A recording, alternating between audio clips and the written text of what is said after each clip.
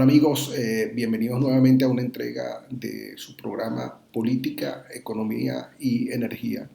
Hoy me acompaña Alexander Guerrero. Estamos haciendo una evaluación que quedó pendiente del programa anterior y es si PDVSA va a volver a ser la industria que va a poder sacar a Venezuela del hueco donde está metida.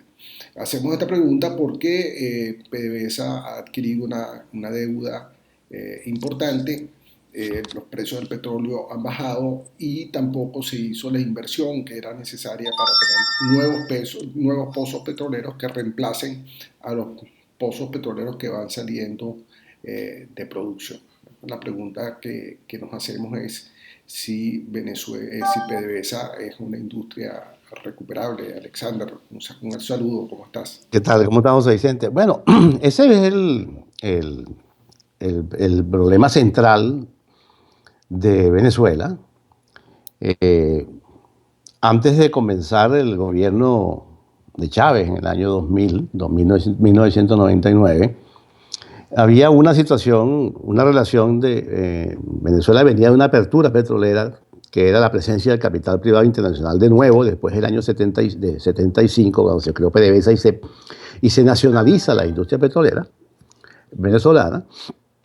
A partir de allí comienzan a cambiar las reglas de juego, la constitución cambia y cambian las leyes y el Estado inicia el proceso de reprivatización de la parte petrolera que está en manos del sector privado, que había sido adquirida y comprada por el sector privado en los años de la apertura, 1993, 94, 95 en adelante, Sí. Donde se crearon los grandes planes de explotación de petróleo, sobre todo de la faja petrolífera del Orinoco, que es el gran reservorio internacional de petróleo, de reserva petrolera.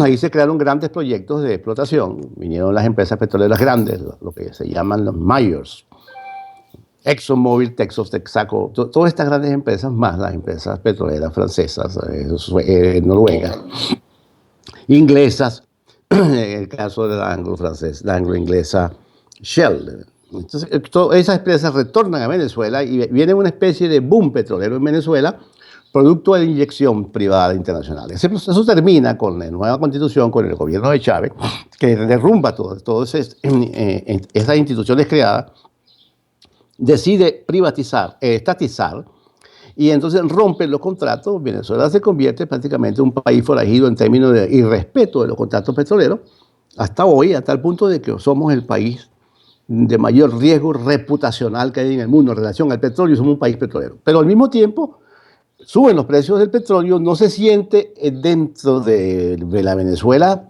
petrolera, del petroestado, del ingreso del petróleo, no se siente el impacto de la privatización, de la renacionalización del petróleo. No se siente que el capital extranjero ha sido totalmente puesto fuera. Se crean las empresas mixtas, pero en una condición de asociación bastante residual, donde la capacidad de producción de estas empresas mixtas en la asociación de PDVSA no puede ser representada en sus balances con las reservas que le toca o que tiene ellas acordadas en sus contratos de producir, sino que ella produce y le pasa a PDVSA el petróleo, PDVSA lo exporta y después le paga a ellos. Es decir, es un mecanismo muy subsidiario realmente de asociación con empresas petroleras internacionales, que es donde está el capital y el músculo financiero. Exacto. Todo eso es destruido. Eso no pasa factura de inmediato porque los precios suben y PDVSA comienza a endeudarse en el año 2005. De una deuda de 3.000 millones que tenía en el año 99, pasa a pasivos que hoy tiene por encima de 120, 140 mil millones de dólares, al punto en el cual los pasivos de PDVSA suman 100% del PIB. Es decir, una cosa absolutamente inédita en el mundo petrolero, hasta el punto de que la deuda de PDVSA la paga, pero no paga la financiera, que paga la deuda que viene en bonos o deuda bancaria, pero las cuentas por pagar diferentes a la financiera, que tiene que ver con compras de equipos, con empresas de servicios, contratistas y asociados. PDVSA va, como decimos, arrugando ese tipo de pasivos que son no financieros, y eso ha adquirido ya un volumen mayor que la deuda financiera. Y en los últimos La deuda financiera está en aproximadamente... puede estar alrededor de los 49, 50 mil millones de dólares. La deuda no financiera es un mayor, es lo que PDVSA realmente es lo que no paga a sus socios, a sus contratistas, a sus empresas de servicio, a los acreedores, sino que eso lo va arrugando, lo va acumulando con el tiempo y va pagándolo como va yendo, y muchas de estas empresas se han ido de Venezuela porque PDVSA simplemente no paga. Es el caso de Schlumberger y es el caso de las empresas de taladros y las empresas que son empresas especialísimas, únicas en el mundo, que son las que te preparan la producción de petróleo. Halliburton es la otra empresa que también entra ya en condiciones de irse de Venezuela, lo cual es terrible porque tú no puedes botar el panadero porque si no, no te hace el pan. Sí. Tú te quedas con la harina y te quedas con el agua, pero ¿y quién te hace el pan y la pizza? Ese es el drama que tenemos. El segundo elemento es que producto del que el gasto, el ingreso petrolero que fueron generando desde el 2005 los nuevos precios, que llegó a estar a 120, 130 dólares por barril. De hecho, durante el año 2009 a 2014 el precio estuvo en 100 dólares anclado prácticamente. Todo ese ingreso fiscal entró al gobierno de manera tal que poco se iba a reinvertir sobre la industria y sobre la deuda con las empresas, las deudas no financieras de PDVSA adquiridas con sus socios, con las empresas de servicios, contratistas y sus acreedores en general.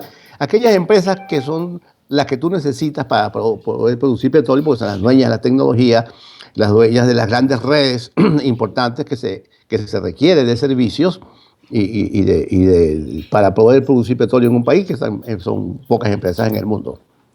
Esas empresas ya en Venezuela se están yendo. Bueno, alguien se va como que si el petróleo se estuviese acabando.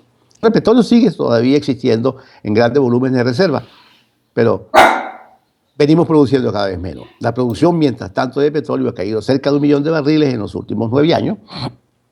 Y eso ha creado entonces el gran problema económico que vemos en la calle a diario. El gobierno convirtió al ingreso petrolero, a las exportaciones de petróleo, prácticamente en el único componente de las reservas internacionales. Cuando estropeó el sector privado dejó de exportar a través del control de cambio y la manipulación de los precios. El gobierno fue arrinconando el sector privado y dejó de exportar. Simplemente las reservas internacionales son de origen petrolero. Y esa es la razón del control de cambio, porque entonces se prohíbe que haya tránsito de reservas distintas al petróleo. En los hechos es lo que produce el control de cambio. Bajo este control ocurrió el fenómeno de que el día que te escaseen los petrodólares, el día que te caiga la exportación de petróleo, los ingresos petroleros, entonces el país se consigue arrinconado, que es lo que ha pasado. Sí. El 98% de las reservas internacionales viene del petróleo. Cuando cae la renta del petróleo, que es lo que hemos visto a lo largo de estos últimos años caer, porque cae la producción por un lado, pero también caen los precios a finales del 2014, que es la tenaza que se coloca sobre el ingreso petrolero, entonces comenzamos a hacer cola para comprar pollo, para comprar papel toalé, en fin, cae el ingreso petrolero al fisco en términos de bolívares, y el gobierno a través del Banco Central decide aquel faltante, que es la mitad del ingreso fiscal, comienza a monetizarse directamente del Banco Central, y entonces tenemos aquella espantosa hiperinflación que hoy estamos viviendo. Es decir, al final son varias las fuerzas que genera la caída del ingreso petrolero. Una de ellas es que el gobierno tiene que ir al Banco Central, PDVSA, pedir prestado al Banco Central. PDVSA tiene una deuda en el Banco Central a dólar de 10 bolívares, aproximadamente de 190 millones de dólares. Una cosa absurda. Sí. Que llevándola a dólares, pero son los bolívares que PDVSA no tiene porque no vende divisas en el mercado para con ellos pagarle al gobierno o al fisco los impuestos, las regalías, los dividendos, en fin, todo lo que llamamos contribución fiscal petrolera. sino que esa viene directamente de las impresoras del Banco Central y eso es lo que, aquella montaña de dinero que puso el Banco Central a circular desde hace 3, 4 años y es lo que ha producido esta pavorosa hiperinflación. Entonces, fíjate los problemas que se han generado. Cuando nos volteamos entonces sobre la industria petrolera venezolana, no la conseguimos en un ocaso. Es decir, tenemos la gran paradoja de que Venezuela es probablemente el reservorio más grande del mundo en términos de petróleo, considerando que lo que hay en la faja del Orinoco, los extra pesados son petróleo, pero está allí, no se produce. No hay empresas que lo hagan, no hay capital para hacerlo. Pero al mismo tiempo, a lo largo de estos últimos años, que ha habido una gran revolución tecnológica en la industria petrolera internacional, nos hemos conseguido que el país que más demanda petróleo en el mundo, los Estados Unidos, en casi un abrir y cerrar de ojos de 5 años, sube la producción 5 millones de barriles. Venezuela se voltea en los acuerdos con China y en los acuerdos con otros países, Petrocaribe, y en el acuerdo con los países del ALBA, todo aquel chulaje internacional alrededor del petróleo venezolano, se voltea cambia de horizonte petrolero, de mercado petrolero, a mercados de mayor costo, porque llevar petróleo a China es mucho más costoso que venderlo allí en la costa del Golfo, sí, en el Golfo de México. Sí. Venezuela ha vendido las refinerías de Citgo, ha hipotecado el resto, es decir, a un punto tal que Venezuela petrolera es poco lo que queda. Sí. El ingreso fiscal petrolero se diluye. Podemos decir que en los últimos 2 años PDVSA paga sus impuestos, paga las regalías y paga dividendos, si es que vamos a hablar de dividendos, de bolívares que el Banco Central le presta. PDVSA no le vende dólares al mercado y es la razón por la cual tú ves que su mecanismo cambiario es el mismo dólar CIMAD y tú ves donde va en 400 tanto. Sí. Es decir, al final la escasez es total, pero Maduro reacciona y el gobierno ante esto de manera totalmente contraria a como debió hacerlo. Porque ante la escasez de dólares y por caída de las reservas internacionales, porque simplemente no hay ingreso fiscal más allá, ingreso petrolero que puede estar entre 20 y 22 mil millones de dólares en un país que necesita 50 mil millones de dólares. Te podrás imaginar, para crecer al 5 al 6%, Venezuela requiere 50 mil millones de dólares en términos de ingreso, de ingreso petrolero, de exportaciones. Pero no, estamos en 20, 22 mil millones y sigue cayendo. Los precios cayeron, ahora se han recuperado un poco, pero Venezuela no vende a precio internacional de petróleo. Venezuela tiene los acuerdos con China, los acuerdos con la India y los acuerdos con Petrocaribe y con ALBA, que es donde se vende y parte importante del petróleo, probablemente la mayor parte, a precios no internacionales. Entonces, podrás imaginar que la cesta petrolera venezolana tiene 5 o 6 dólares menos por debajo del precio internacional de petróleo. A la hora de ver a Venezuela y de meterle la lupa para ver la finanza venezolana, nos vamos a conseguir con que, bueno, ¿dónde está la renta del petróleo? Pero el problema no es dónde está hoy. El problema es que nos pone en perspectiva y uno como economista simplemente habla del futuro porque proyecta lo que ocurre hoy hacia mañana y nos conseguimos que nosotros estamos en una era, como lo dijo Quiroz Corradi, un tiempo antes de irse,